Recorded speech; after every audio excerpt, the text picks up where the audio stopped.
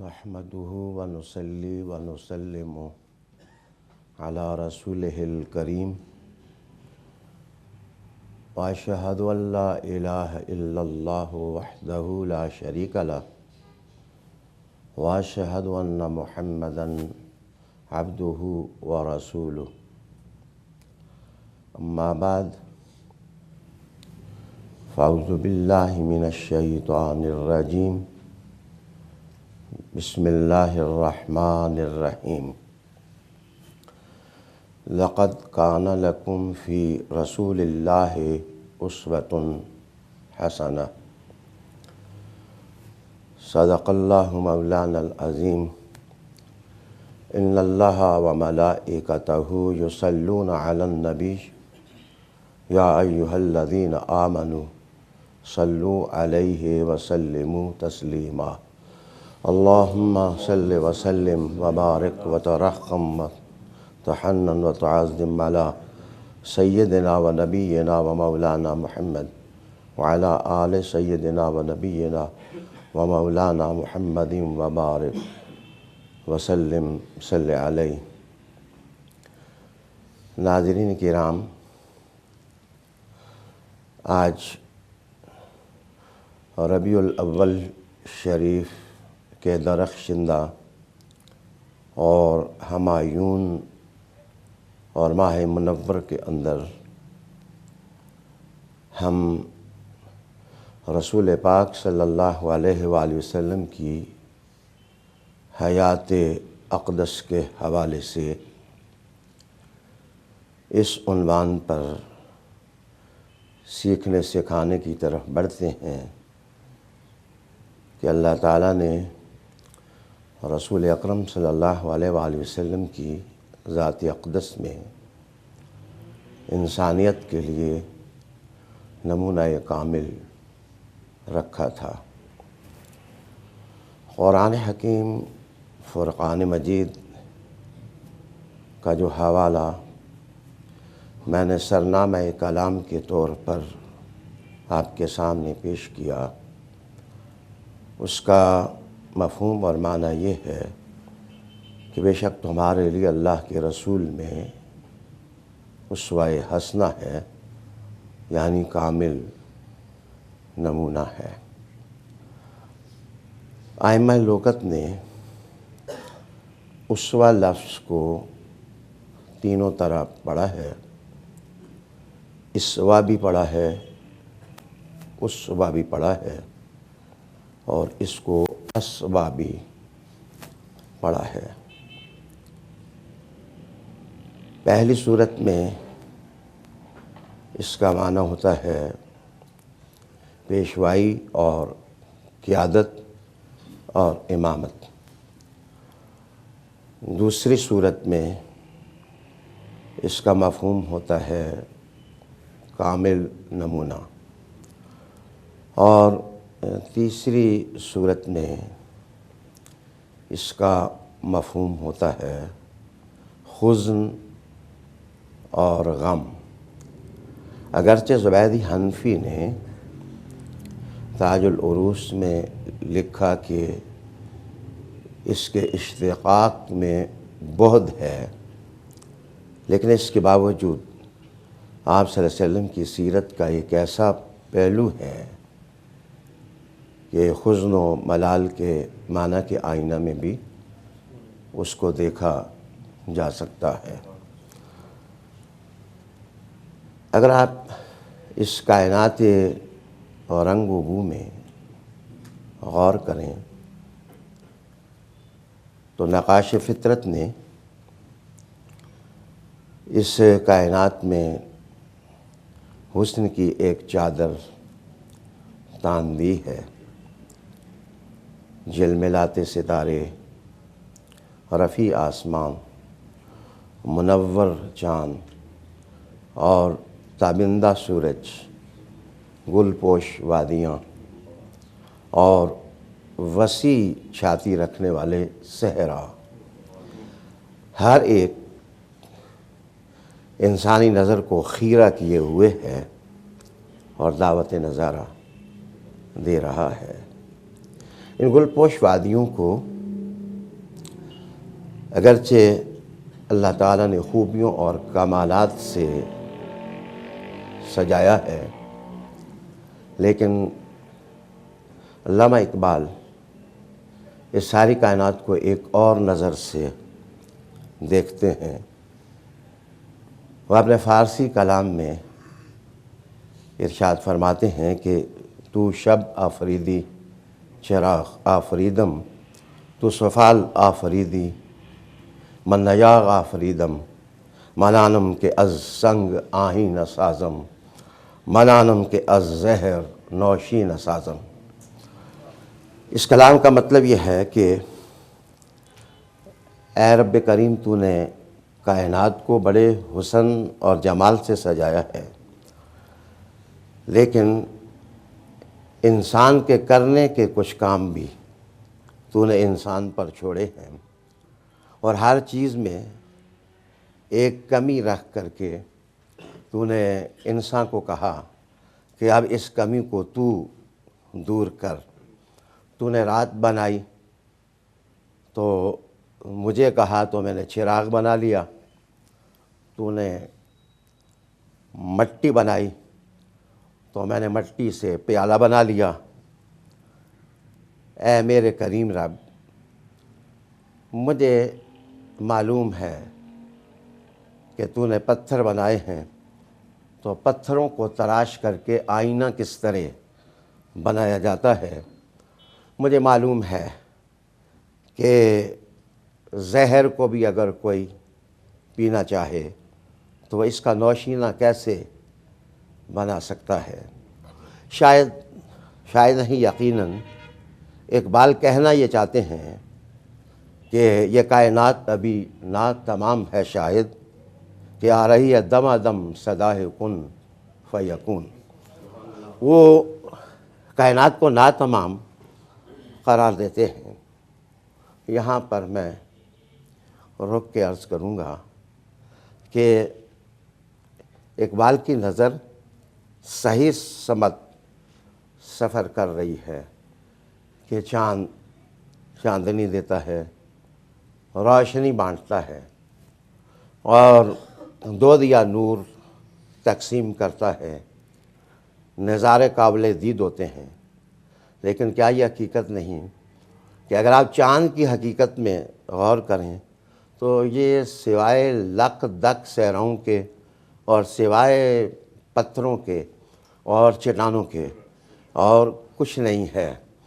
روشنی اس کا تعارف ہے، لیکن اس کی حقیقت مٹی کے تودے ہیں۔ جس وقت انسان نے اس پر قدم رکھا تو میں کہہ سکتا ہوں کیا وہ روشنی لے کے واپس آیا، یا مٹی کا تودا اٹھا کر کے وہ زمین پر آ کر قدم زن ہوا۔ تو میں نے کہا کہ دونوں پہلو ہیں، یہ روشنی بھی دیتا ہے، لیکن اس کی دوسری طرف آپ بنظر عمیق دیکھیں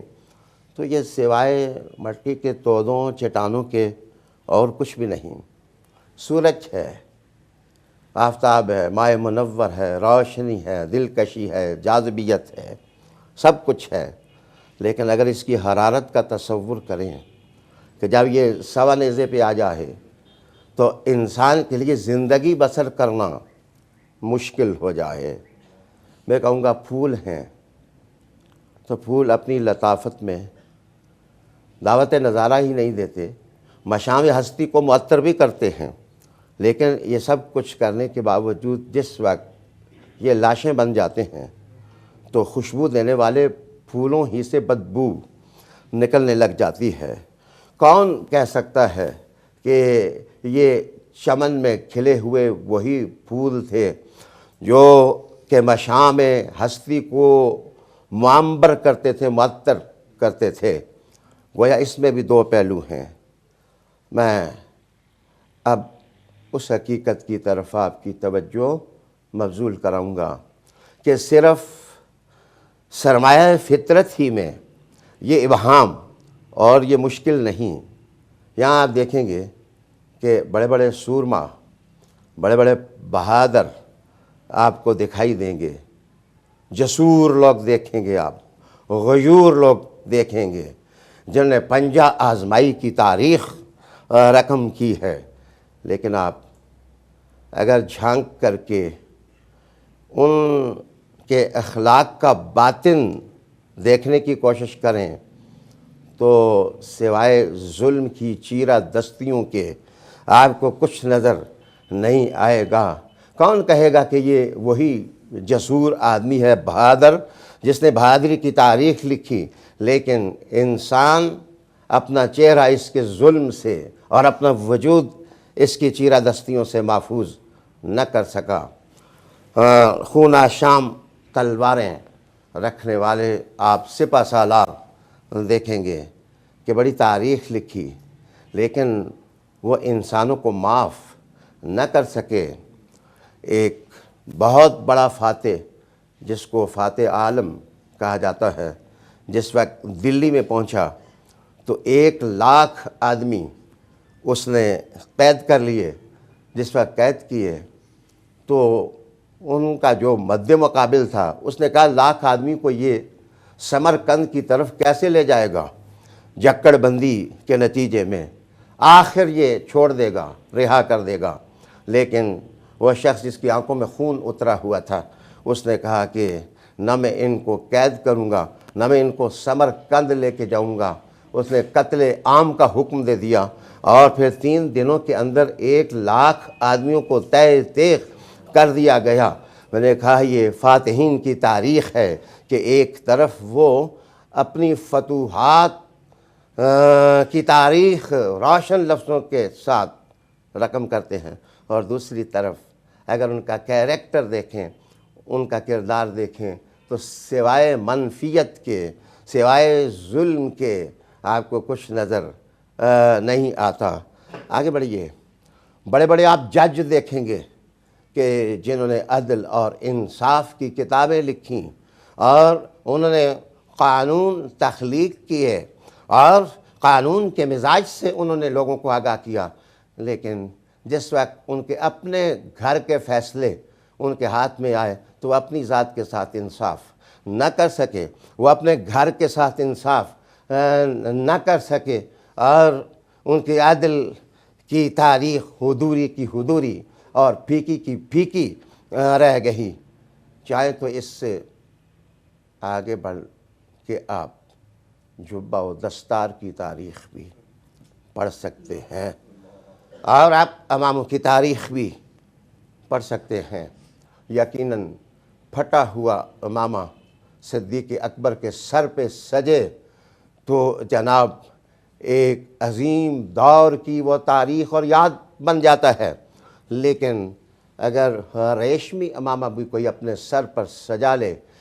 اور وہ دنیا ساری کو علم پڑھائے، لیکن اس کی خلوت چیخے کہ یہ شخص وہ نہیں ہے جو جبہ و دستار میں نظر آتا ہے، تو یہاں سے تضادات کیریکٹر اور نظریات کے درمیان دیوار بن کر کے ایک اور جہاں کی طرف انسان کی توجہ کو لے جاتے ہیں۔ اگر آپ چاہیں تو آپ شاعروں کے سخن کی تاریخ اور ادب کو بھی آپ پڑھ سکتے ہیں، اور قرآن حکیم نے تو ان کا حوالہ دے دیا کہ جو یہ کہتے ہیں یہ کرتے نہیں، گویا قول اور فعل میں تضاد ہے۔ الغرض آپ شرق غرب شمال جنوب، آپ جہاں تہاں ادھر ادھر، آپ شخصیات، آپ کردار، آپ تاریخ پڑھیں تو جو آپ کو بہت حسین چیزیں نظر آئیں گی، وہاں آپ غور سے دیکھیں گے تو ان کے حسین تاریخ کے چہرے پر کوئی نہ کوئی داغ اور دھبا نظر آئے گا۔ کیا یہ عظیم تر بات نہیں ہے کہ ایک ہی ہستی ہے، ایک ہی ہستی ہے، ایک ہی ہستی ہے کہ قرآن حکیم فرقان مجید کہتا ہے لَقَدْ كَانَ لَكُمْ فِي رَسُولِ اللَّهِ أُسْوَةٌ حَسَنَةٌ۔ حسن کو جس جہت سے دیکھنا ہو، اور اگر آنکھ میں تاب تماشا ہے تو تم والضحیٰ کا چہرہ دیکھ لو۔ میں نے رسول اکرم صلی اللہ علیہ وآلہ وسلم کو جو قیادت کا رنگ دیا، جو سیادت کا تاج دیا، جو امامت کا فن عطا کیا، آپ دیکھیں گے کہ لَقَدْ كَانَ لَكُمْ فِي رَسُولِ اللَّهِ اسوۃ حسنہ میں اس کا جلوہ آپ کو نظر آنے لگ جائے گا۔ گرامی قدر دوستو، رسول پاک صلی اللہ علیہ وآلہ وسلم کی تاریخ اگر اس مادی دنیا کے اندر صرف ہم پڑھیں اور روحانیت کا کوئی حوالہ اپنے سامنے نہ لائیں تو میں سب سے پہلے آپ کے بچپنے کی صورت آپ کے سامنے لاؤں گا، جب آپ حلیمہ سعدیہ کے گھر تھے۔ حلیمہ سعدیہ حضور کی ماں نہیں تھیں، آپ کی دائیہ تھیں، پرورش کی تھی، ان کے اپنے بچے بھی تھے۔ رسول پاک صلی اللہ علیہ وسلم ان بچوں کے ساتھ جنگلات میں، پہاڑوں کی اوٹوں میں حضور نے دوپہروں کو اور صبحوں کو اور شاموں کو بکریاں چرائی تھیں، اپنے دودھ بھائیوں کے ساتھ کچھ وقت گزارا تھا۔ اس وقت کی تاریخ بنو سعد کے حوالے سے اگر آپ پوری باریک بینی کے ساتھ پڑھیں، اور وہ جو بچہ آمینہ کا بچہ جو کائنات ساری کا قائد تھا اور حلیمہ سعدیہ کا بخت جاگ گیا تھا، آپ دیکھیں گے کہ کوئی ایسا فعل اور کوئی ایسا عمل، کوئی ایسی بات رسول پاک صلی اللہ علیہ وسلم کی حیات میں آپ کو نظر نہیں آئے گی کہ جس پر کوئی انگلی اٹھا سکے۔ رب کریم نے کہا کہ یہ کردار دانشگاہوں اور یونیورسٹیوں کا نہیں ہے، یہ کردار رب کا بھیجا ہوا ہے۔ لَقَدْ كَانَ لَكُمْ فِي رَسُولِ اللَّهِ أُسْوَةٌ حَسَنَةٌ۔ اس کے بعد لڑک پن ہوتا ہے۔ آپ دیکھیں گے حضور ابو طالب کے گھر تشریف لے جاتے ہیں۔ جناب ابو طالب کے گھر میں جو وقت گزرتا ہے، وہاں رسالت مآب صلی اللہ علیہ وآلہ وسلم اونٹ چراتے ہوئے دکھائی دیتے ہیں، اور اونٹ چراتے چراتے کسی چٹان کے سائے میں آپ آرام فرما لیتے ہیں۔ اور اسی زمانے کی ایک یاد میرے مصطفیٰ کریم کراتے ہیں کہ صحابہ جس وقت پہلو چھڑنے لگ جاتے ہیں تو حضور نے فرمایا جو کالے کالے ہیں، سرخ سرخ ہیں، وہ کھاؤ۔ یہ وہ وادی ہے جس وادی میں میں اپنے چچا کے گھر جب رہا کرتا تھا تو میں یہاں اونٹ چرایا کرتا تھا اور بکریاں چرایا کرتا تھا۔ عالی جناب، مکہ کے بچے اس زمانے میں بھی لاہ و لہب کا شکار ہوتے تھے، لیکن مجال ہے کہ رسول پاک صلی اللہ علیہ وآلہ وسلم کسی ایسی محفل میں تشریف لے جائیں جہاں سے تاریخ اپنا دھارا اور اپنا رخ جو ہے وہ تبدیل کر دے۔ سنجیدگی اور متانت کی تصویر نظر آتے ہیں رسول پاک صلی اللہ علیہ وآلہ وسلم۔ اس کے بعد انتہائی نازک دور ہوتا ہے، وہ جوانی کا اور شباب کا دور ہوتا ہے۔ میں کہہ سکتا ہوں کہ حضور جس وقت اپنی ابتدائی زندگی مکی سوسائٹی کے اندر گزار رہے تھے تو معاف کریے، اس دور کا جوان اور نوجوان دریائے صحبہ میں وہ غرق نظر آتا ہے۔ ساغر و جم سے کھیلنا اس کی عادت نظر آتی ہے، اور وہ گیت جو کہ انسان کے مزاج کو آوارہ کر دیتے ہیں شاعری کے پیٹ سے نکلتے ہوئے دکھائی دیتے ہیں۔ اور اس زمانے میں عکاظ کی راتیں، جو یہ ایک منڈی ہے، اگر ان راتوں کا مشاہدہ کریں تو بدمستیوں کی وہ راتیں ہیں جہاں جوانیاں بہتی ہوئی دکھائی دیتی ہیں، اور ساغر و جم سے بدمستیوں کے گیت جس وقت شعراء اگلتے ہیں تو وقت پناہ چاہتا ہے کہ یہ کون سی سوسائٹی ہے۔ ایسے عالم میں میرے حضور کو محبت ہو جاتی ہے، آپ غار حرا کی طرف تشریف لے جاتے ہیں۔ جب دنیا بدمست ہوتی ہے، میرے مصطفیٰ کریم غار حرا کے پیٹ میں جا کر کے تخنس فرماتے ہیں، جس کا معنی یہ ہے عبادت فرماتے ہیں، جس کا معنی یہ ہے اپنے محبوب کو یاد فرماتے ہیں، جس کا معنی یہ ہے جس سے محبت ہے اس کے نام کی مالا میرے حضور نبی کریم صلی اللہ علیہ وآلہ وسلم جناب رحمت عالم علیہ السلام نے یہاں سے نبوی اعلان کی زندگی شروع فرمائی، اور اس کے بعد آپ صلی اللہ علیہ وآلہ وسلم کو ایک تاجر کی حیثیت سے دیکھیں، آپ کو ایک معلم کی حیثیت سے دیکھیں، آپ صلی اللہ علیہ وآلہ وسلم کو ایک حکمران اور فرما روا کی حیثیت سے دیکھیں، آپ صلی اللہ علیہ وآلہ وسلم کو علم پڑھانے والے کی حیثیت سے دیکھیں، تزکیہ نفوس کے حوالے سے آپ کا کردار آپ دیکھیں، آپ جس اینگل سے بھی دیکھیں میرے مصطفیٰ کریم ساری انسانیت کے لیے نمونہ دکھائی دیں گے۔ رب کریم نے فرمایا لَقَدْ كَانَ لَكُمْ فِي رَسُولِ اللَّهِ أُسْوَةٌ حَسَنَةٌ وَآخِرُ دَعْوَانَا أَنِ الْحَمْدُ لِلَّهِ رَبِّ الْعَالَمِينَ۔